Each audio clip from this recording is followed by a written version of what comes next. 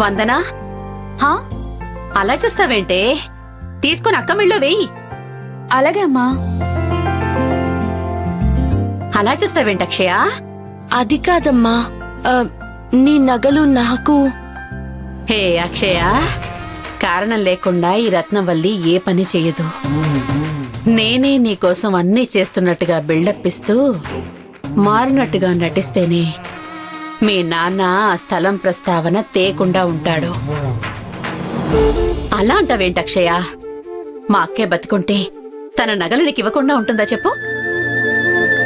నువ్వు నా కడుపున పుట్టినంత మాత్రాన నా కూతురువి కాకుండా పోతావా చెప్పు? ఈ నగలు నీకోసమే తీసుకొచ్చాను, వేసుకో. అలాగేనమ్మా. ఏ వందనా, ముందు నగలన్నీ వేసి అక్కడిని త్వరగా రెడీ చేయి, సరేనా? స్వయంగా నువ్వే చెప్పాక ఇంకా ఆగుతానా? త్వరగా వచ్చేయి.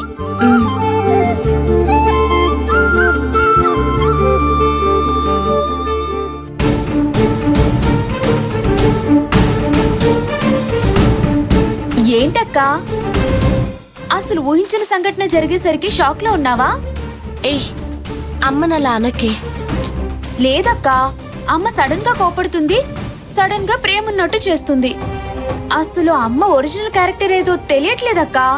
రెండు నిజమే వందనా.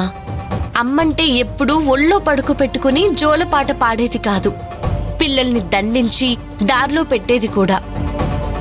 ప్రేమ బంధాల్ని దగ్గర చేస్తే కోపం బాధ్యతల్ని గుర్తు చేస్తుంది వందనా. నిజమే అక్కా.